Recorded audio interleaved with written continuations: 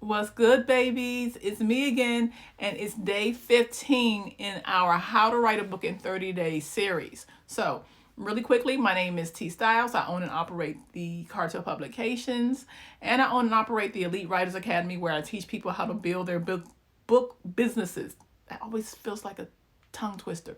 Book businesses through story strategy and marketing, because there's nothing like writing a book and not being able to get a coin. So I teach all of that via the Elite Writers Academy. If you want more information on that, just go in my bio. So click that link, and not my bio, in the description, click the link and I got you. So day 15. So day 15, we know we always start with a quote, right? And that's not going to change. So it says, to tell the story of the kid with the handgun without telling the story of why he has it is to kind of tell a lie. And basically what I'm doing is that I'm saying that in this book, and we're using my book, How to Write a Book in 30 Days, by the way. If you're jumping in and then don't know where we are, you should probably be jumping out and go at the beginning, but hey. It says that there's nothing worse, in my opinion, than to tell a story about death, violence, and despair without telling the reader how these things occurred. And this is eerie that this is happening on day 15, because I actually was talking about this yesterday in Clubhouse too. One of my most memorable characters, the characters that people remember, is Majesty. She is a daughter of a drunken whore. And thanks to her abusive mother, she spent her adolescent years believing that she was a boy, right? So as a young adult, she went about her life in an attempt to find love and try to find attention. Just find somebody who would be that mother figure without consciously knowing that. You know, like most of us, when we have these daddy syndromes, when you're been raised by your mother. She was looking for a mother figure to try to get over that missing piece in her life. And she would meet someone, lie about her sex, you know, who she was, and fall in love at first sight. And when they would discover that she was actually female, of course they would dump her. Not everybody is into that, right? And in Raunchy 2, in which this character is highlighted, it goes into detail about her life. I explained to you why she was the way she was, because she ended up having some really violent outbreaks and things like that.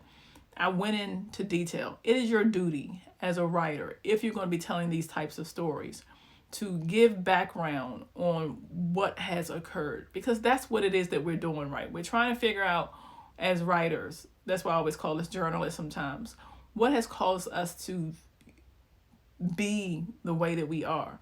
And more importantly, is it something that we can do to change so that we can save the generation after us? So it, to me, is a bit reckless, even though, you know, people argue me on it. Look, I'm just writing a story.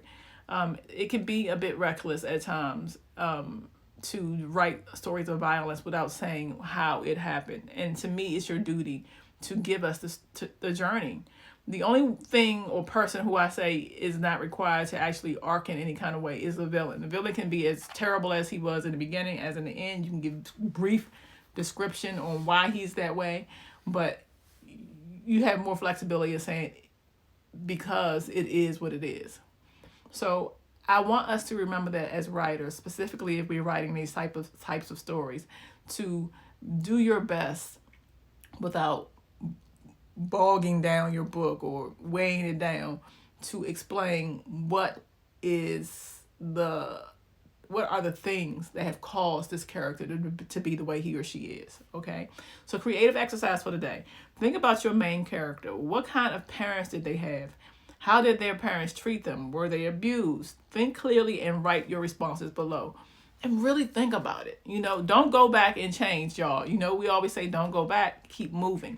But I do want you to take this time to really think about what they are and who they are, and the things and the people who were instrumental in them being the way they are, whether it be a strong character, a narcissistic character, a weak character. You know who your character is. So take some time to do that, okay? Don't forget to subscribe if you haven't. Don't forget to make sure you hit that. Don't hit that bell icon if you're going to be the kind of person that's going to be annoyed every time it's going to pop up. But hit the bell icon if you do want information on when I do post my videos. And get ready, because Be More Chick Season 2 is coming. Love you guys. Talk to you later. Bye.